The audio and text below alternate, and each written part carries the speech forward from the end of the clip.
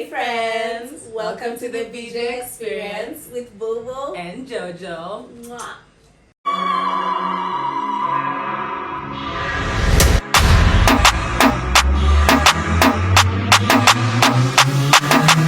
Everything they do, we do it. Everything they do, we do it. Everything.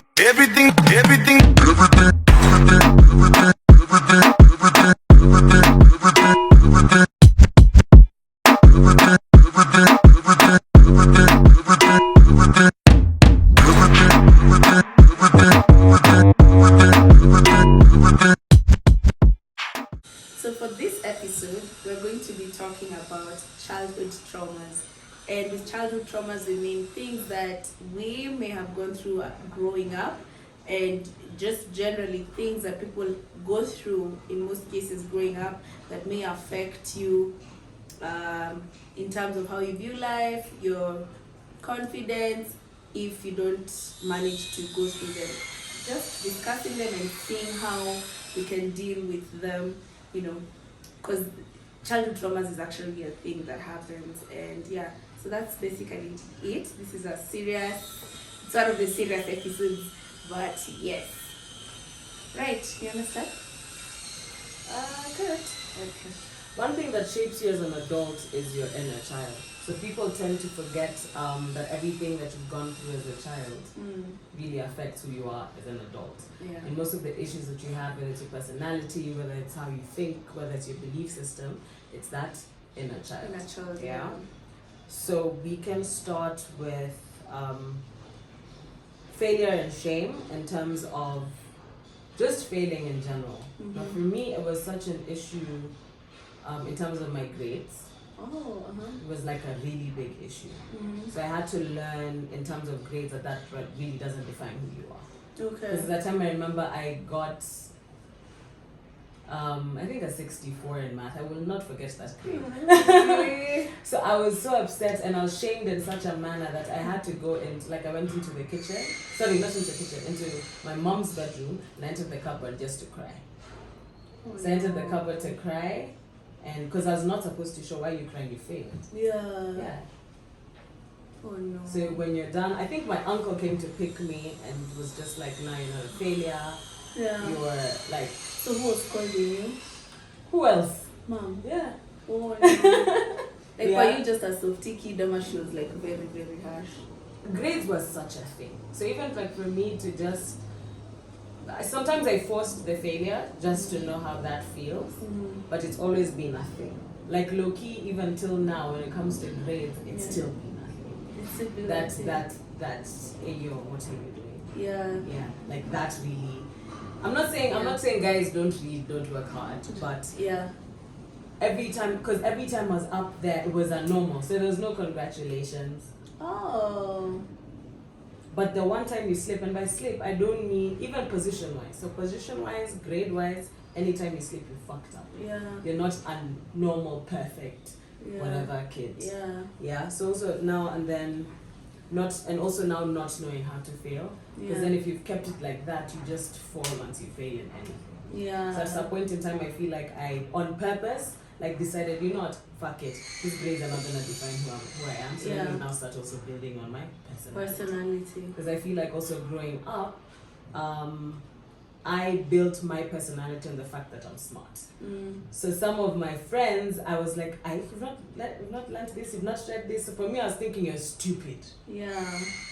So I was like, at some point for myself, I think psychologically, I was like, yo, why am I focusing so much on this shit?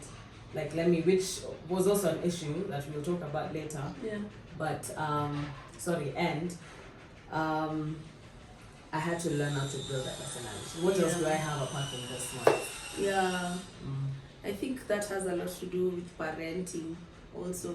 Because now you see not everyone is going to be an academic. And no, but I was. That's the thing. I was like, that's fine. It's just that you cannot slip up. Yeah. Your position and your grade. But parents need to also be understanding, like things happen. Like maybe even the approach once you failed should have been more calm. I can give my parents that I've never gone through that feeling of, hey, if you fail, it will be an issue at home. your parents will scold you. No, it's never been that tough. Really? Imagine, no, I've never gone through that in that aspect. No. I can give them. I think I can give them that. What I can talk about is bullying. I went through bullying From your as a not from my child? parents or my family. Yes, as a child in primary. You? Yes. Bobby, why did you tell me? I'd have God. I got you. Those days, we were young. We were not even close. My primary school days. So two things. I went through bullying because I used to be fat. Like I used to be a fat kid. Fatter than me. Oh, even family. I've gone through bullying. Yeah, I was fat. I was kind of no, because even the skirt I was wearing in class 4, I could wear it in Form 1. So like I was big. And I was, amongst my peers, like I was bigger. So sometimes I would, for my weight, I would go through it, especially with family when we went to Shags, for Christmas days. Then one of my aunties Tata was like, umenona unakula nini? And then I'm such a child. I'm like, I remember there's a time even I was so intentional about losing weight, like I could starve myself. My mom even got so worried. I can't remember at what stage in my life that was, but I think it was now that one came in high school. Like I really wanted to like slim by force because it had already been putting me like there's something wrong. Why are you this big? Why, like what's wrong? The other one was bedwetting. Me, I wet my bed until I was class 7, and then I joined boarding. So I joined boarding I think in class 6. So now like it was an issue. Like I used to even pray about it. I'm like, God, I need to stop this. Like what's going on? And I'm trying so hard not to fall so much into my sleep so that I can hear myself, but it wasn't working. So like even when I went to boarding, sometimes there's one time I remember I was, because when you watch your bed you have to go hang your mattress or air it rather. So there's this guy who had a crush on, and then he just saw me having I felt so embarrassed. I I was just like, why did my parents bring me to boarding? I have this problem. And then class 7, near class 8, I'm like, I'll go to high school, I'm still wetting my bed. What's going to happen? I'm telling you, the day I stopped, I was just like, God, thank you for saving me from this shame. You don't realize it's something that's straight to you, Jimmy. Like now, because of that, I don't know if you've realized it now, but because of that and being intentional and everything, that's why for you weight is a thing. Yeah, weight is a thing. Weight is a thing for me because it's still like something I went through. Imagine. Yeah. Hectic. Yes. My other one is being forgotten. Can it sound deep? Neglect. That's neglect. I have it also. Neglect. Being forgotten. And mine isn't even to do with my parents. Mine is to do with friends. It's very easy for me to detach. Why I think that you don't give a fuck, so it's really never that serious. Is it was one instance because I left the country for a bit. So in that bit that I left, like when I came back, everyone I thought really cared about me and about my friends and everything didn't care. So like in that, I was like, because I'm there just so excited to come back and stay to them over Christmas before I go back. And I come back, no one cares. I'm like just another random person. Who's there? So it's like, so people actually... And how long had you been away? I'd been away for a year. Oh, and people are not excited to see you? Nothing. Why? Like zero. So I was like, first of all, guys don't care. And if you leave a country, like if you leave a space, that's why it was so easy for me to move around, even in terms of schools. So I had to get to a point where people are like, hey, yo, you matter. Like you actually matter. Like I genuinely miss you. It's not banter. Because growing up, I was like, no one cares. Yeah. Oh my God. Yeah. Oh yeah, sorry. Sorry. Hi, what I can talk about emotional trauma as a child. And this one in terms of, so you see, I felt like my dad used to live in a can I say a balloon? Like in his own world. And this didn't happen even when I was such a small child. It happened when I was in high school. And my dad realized I was talking to one boy. And let me tell you, he made me feel like I'm an outcast, like I'm abnormal.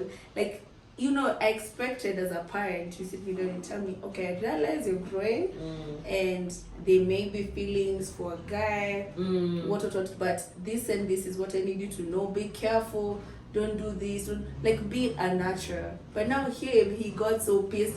He threw a glass of water to me. He's like, are you a demon? Are you possessed? I'm like, I'm just, imagine, and I wasn't even meeting this guy. It's just text, like those funny, flirty text, like not even at sexting or anything. Yeah.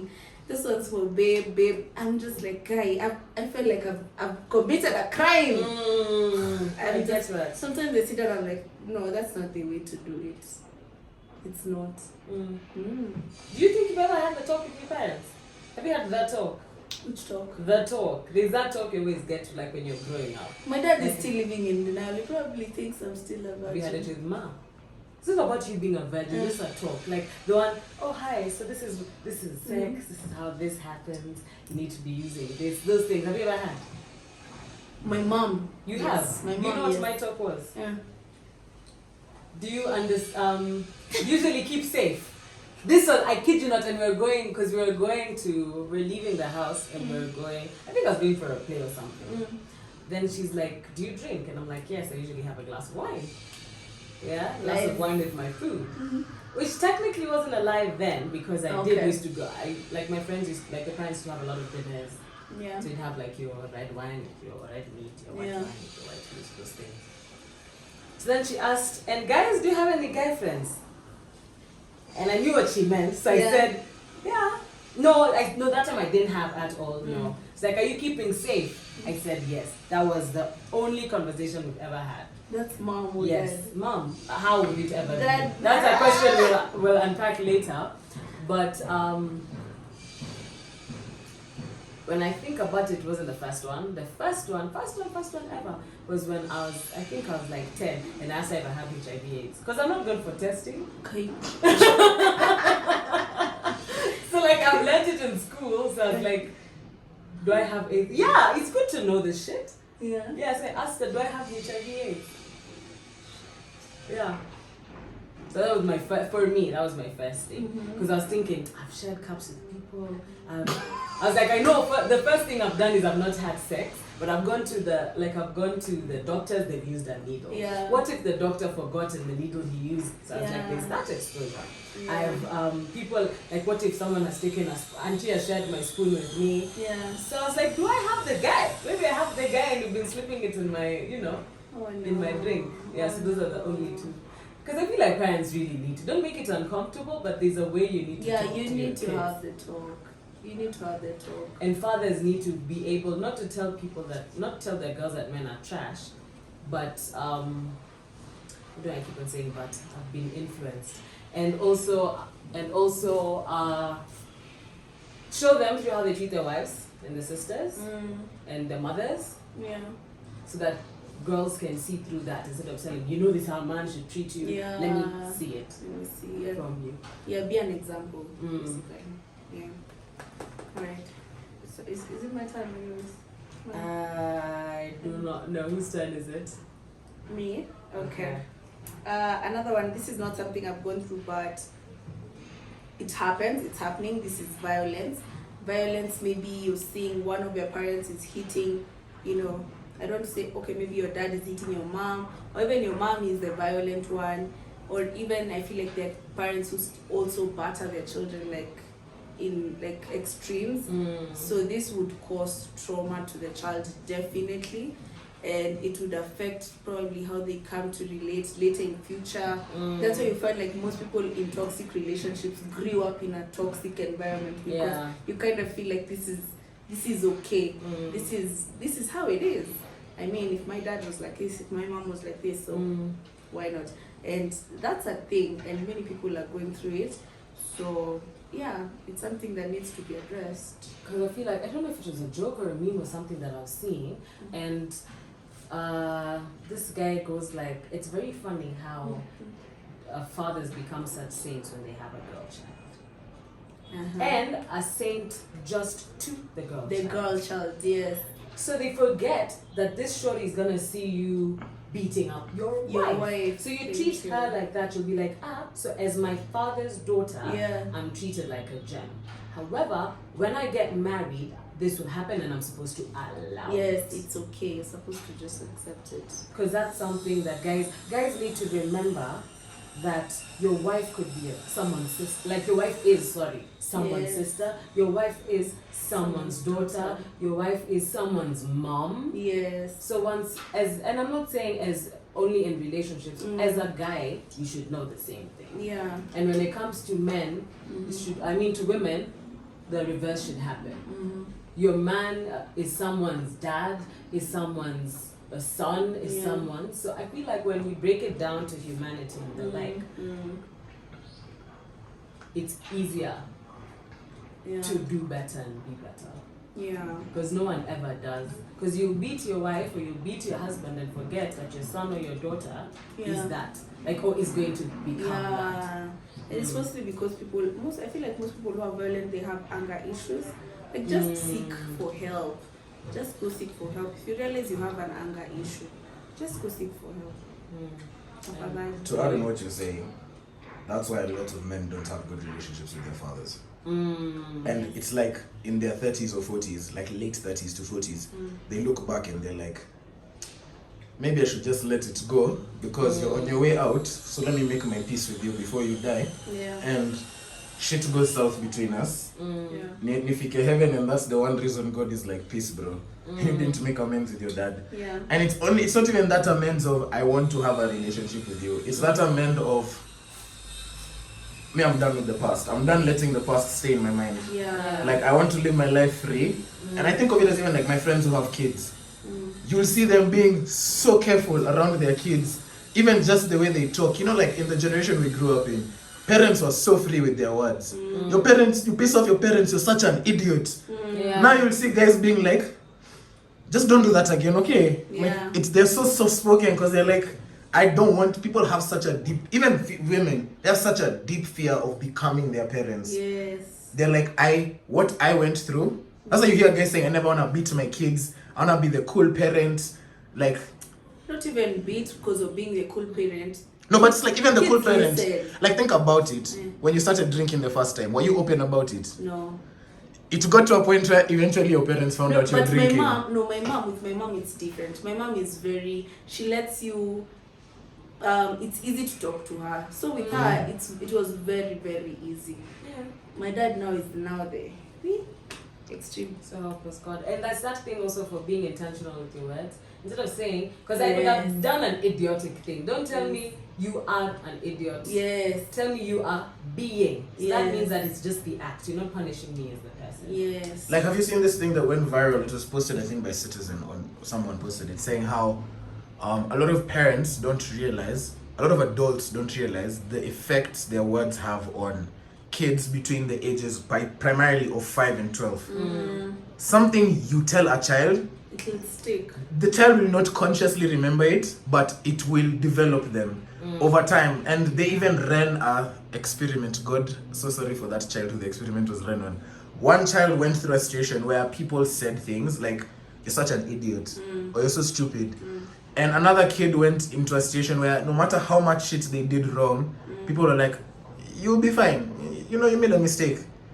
Growing up, this kid grew up having a lot of anger and like everything they kept feeling like they'll never be enough. This other kid grew up knowing, It's okay. even if I fail, there's always another option. Like, Yes. always look at the positive outlook. Yes. African parents versus... On that note, I could talk about discipline. Yeah. Because in our household, Yeah. Hey, by that I mean just my mother, it was called disciplining, but we were beaten. Really? Imagine your mom doesn't seem like It was the kind beaten. to And hold on, Fucking and no. it was, let me tell you, it was for 5 years. Yeah. Not as in every day I'm being beaten, but it was until I was 5. Would you remember? Yes. And I think she got to, like, a child's psyche is heavy. Like, even till now, there's a way she'd look at me and I know, Kira, like, keep quiet. Yeah.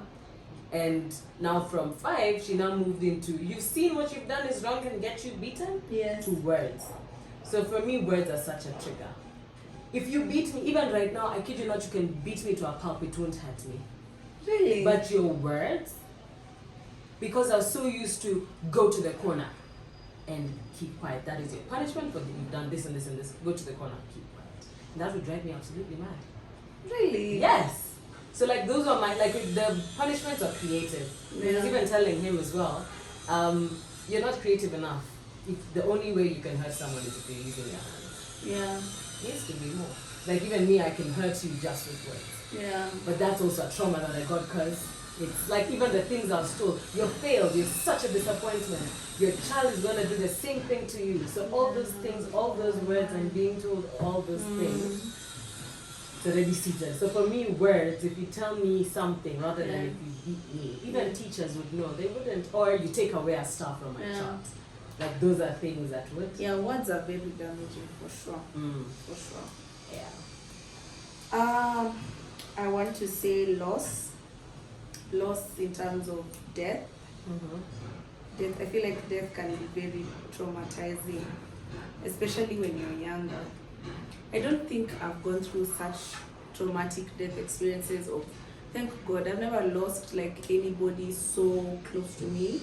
Like, or maybe they were close because now like Shushu died, but not someone like I was close to, like I had a close like relationship with. I mean, so I've never really experienced loss in that extreme manner.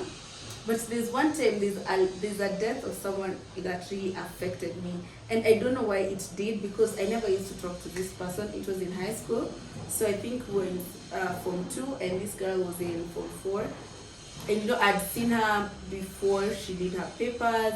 She was very smart. She was a prefect. So it's those people, you know, like these ones are smart. You know, they do well. What. Then later when she finished school, now in Form 3, we heard that she had arthritis or something, and she died. And I don't know why it's affected me. Like I couldn't even sleep. I don't understand why. It's not someone I used to talk to. I think I was just like, she was just here like 2 months ago. Like how? What happened? You know, like I was just scared. I'm like, God, life is so short. But yeah, it causes trauma. Death causes trauma, and it's okay to feel scared, feel sad. But now, what do you do about it when you're there? You need to. I'm an advocate of therapy. Yes, therapy is, and also acknowledge the fact that you can get all the get all the financial support and all the social support. Yeah. But once you've not talked, like not dug deep into your psyche, or you won't really go through it. because you can get like I can be literally with you here every day and I'm in pain, but I'm not talking about how I'm feeling. Yeah. Because you're seeing I have my 10 kids I need to take care of, I need to pay bills, so you're paying that for me. Yeah. And the kids are still, I mean, maybe your husband has now taken a father figure in their life, but I've not actually sat down to think and be like, okay, this is how I'm feeling, so I'm going. Yeah. So just the separation between the actual support, the physical and social, and now the mental one. Yeah. That is painful. Even for kids, especially those who lose parents. I can just imagine. because I feel And like you're never supposed to tell kids, never relate death for children to something that's currently happening in life. Like my mom was telling me this, that's one of the reasons she stopped doing children's counseling, because it used to break her. Because she's like, that shit is traumatic. Hearing like why a lot of kids have insomnia, it's not because they genuinely have insomnia, it's because when you're a 6-year-old kid and your grandma passes away, your parents are like, you won't understand the concept of death, so she's sleeping. So a kid will now not want to go to sleep because I don't want to sleep because I won't wake up.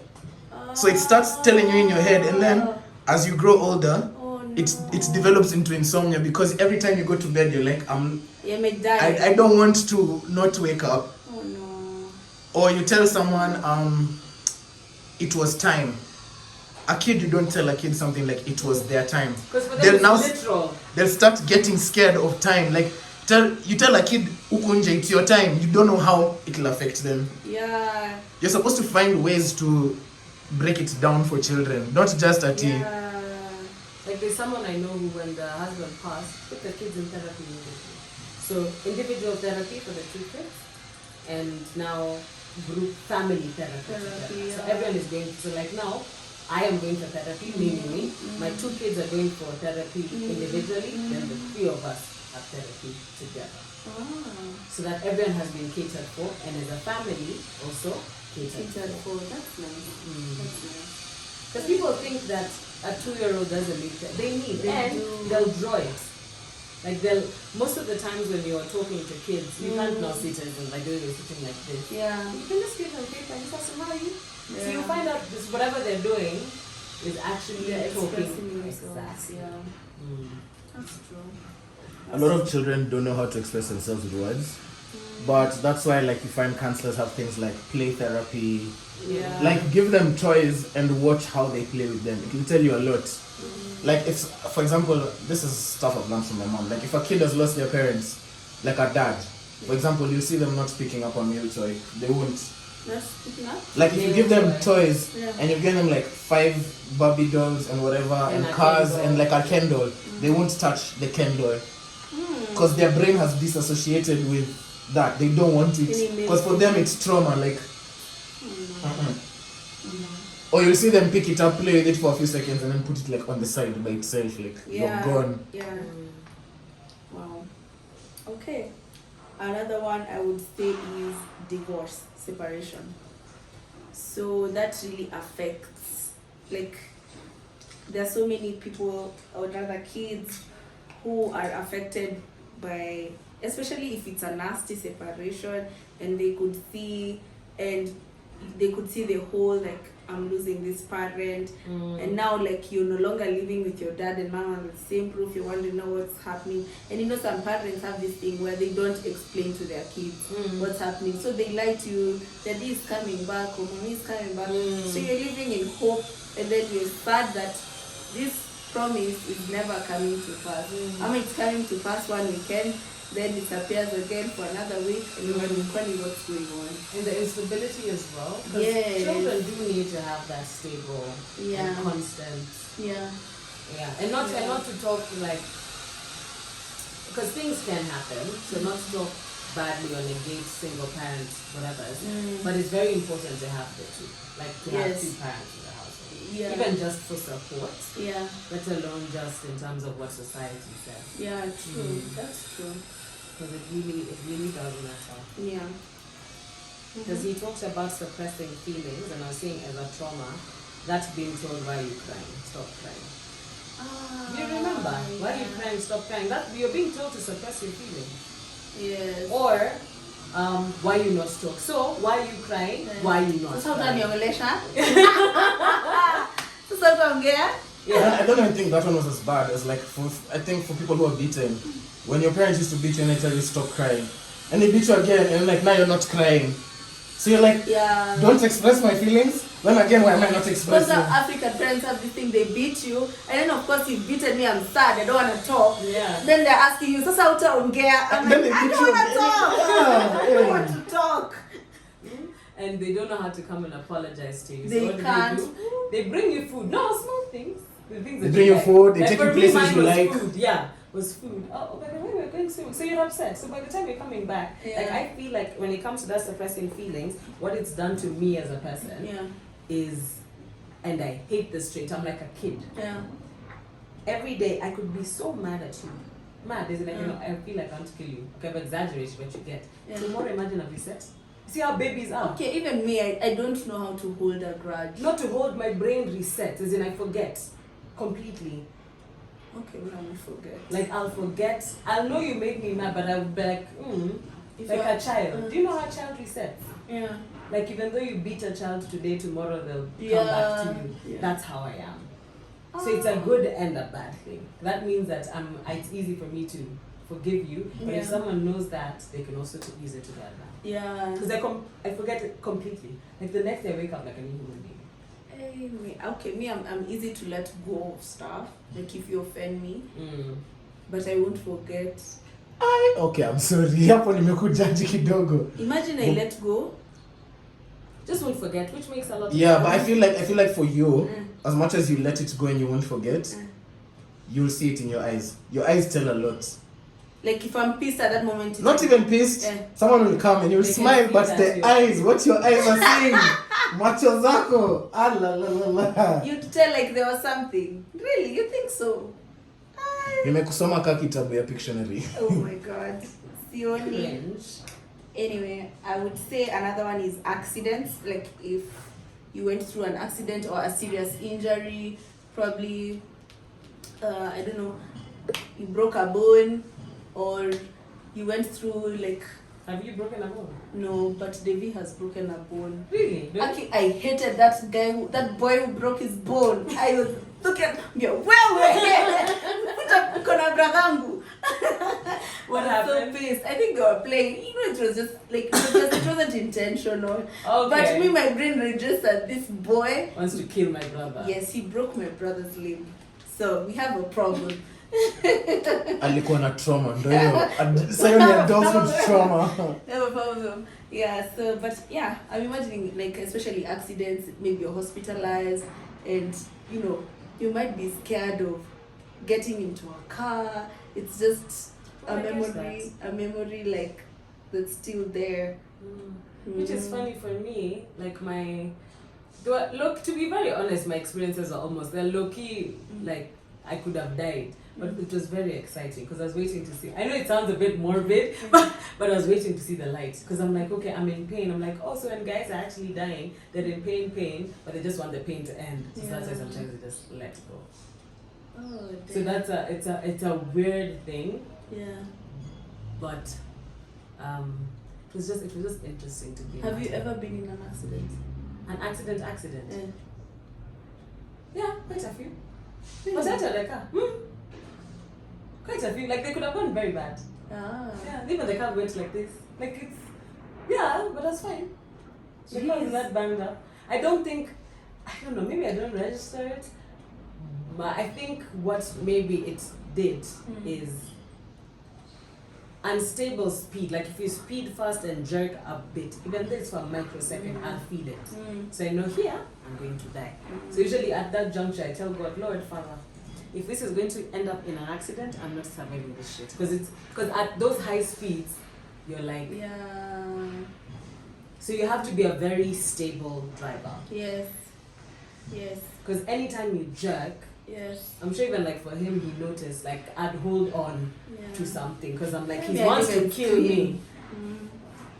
Huyo hata hakuwa na notice. Oh, the last time we went to pick Nani. Yeah, because he kept on jerking, and I was like, I am going to die. But you're not such a bad. I No, have but a I'm saying those traumas. That's what I mean. Yeah. Like maybe I didn't notice, but now that you say it. Yes. Ah, wait, Any pause. sudden- Niko na shida na wewe. Ni sawa acha mafans wasikie. Not such a bad driver. So niko na bad tendencies. Yeah, you're not such a you're bad not- driver. Roho yangu imeumia. Unanipatia childhood trauma sasa. Okay, so the last one is disasters.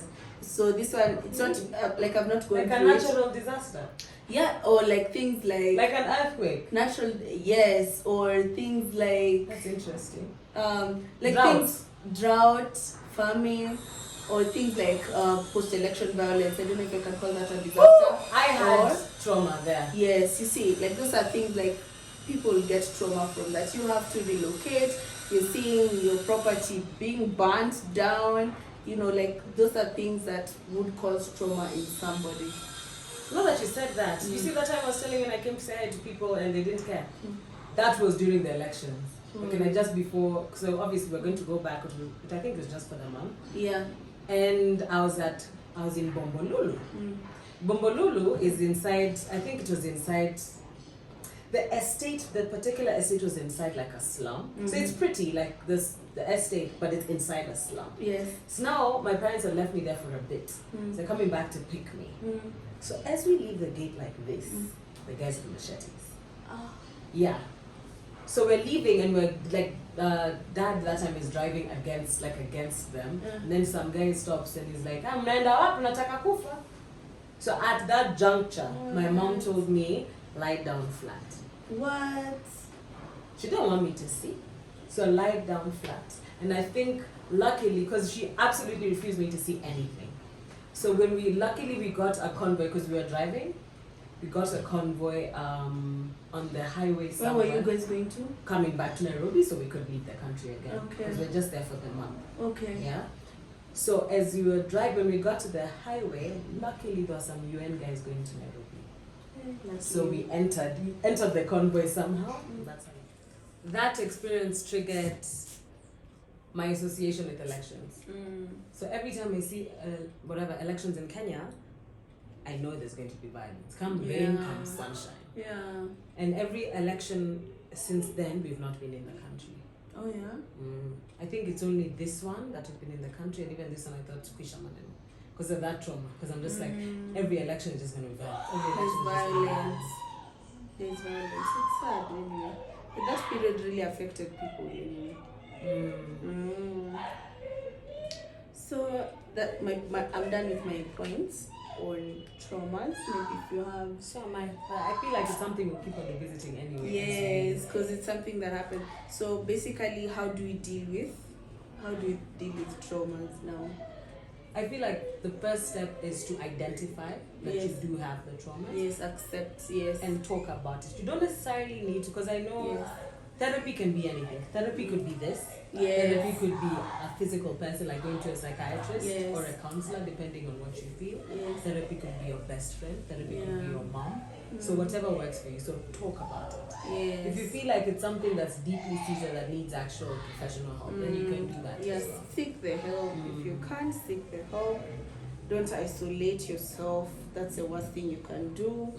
Because now you'll start feeling bad for yourself, feeling different, feeling, isolated or secluded. Yeah. Yeah. Then you guys take initiative of your health. Nowadays there are so many therapists and therapy sessions that are happening. Online for free. Yes, there are some that are free. If you have to invest, it's an investment. Therapy is like you paying for your gym membership. Just do it. It will help you. You'll be in a better space mentally, and that will help you in all your aspects, in all other aspects in life. And be very patient with yourself. Growth doesn't happen overnight. You don't get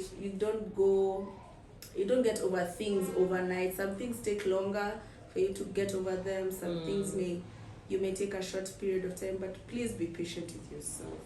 You're only human. Yeah. Yeah. And forgive yourself. Yes. Don't coddle yourself. Forgive yourself. And be gentle. So every time there's this thing that I've started, I think I saw it on Jay Take a Pic's story. Take a picture of yourself as a child. Put it on your mirror. Yeah. Every day remind yourself to be kind to that child. Because that child is still you. So if you do those practices, just to remind thyself, be kind to thyself. Take care of yourself. Yeah. Love yourself. Tell yourself you're beautiful. So those are I felt like I needed to, when I saw it I was like, oh, this is a very easy way to remind myself. Yeah. So, and since it's at my mirror, and we like to look at ourselves. Yeah. Every time I go there, even though I'm feeling sad, I'm like, okay, be kind to this child. Yeah. Baby Jojo is feeling Yeah. sad. Yeah. So what do that's we a need good to way to look at it. That's a very nice way to look at it. Yeah, so that is that episode. Thank you so much for watching. Please subscribe, Like, share, follow, and what else do people do? Comment. Tell us, talk to us if you have childhood traumas. If you need help getting therapists, you can check Lydia KM's highlights. I think she has a list of therapy contacts. you can even DM us as well, because Yes. we also know a couple of people. Yes. So comment, interact with us, tell us about your experiences, and yes, we are happy to be here.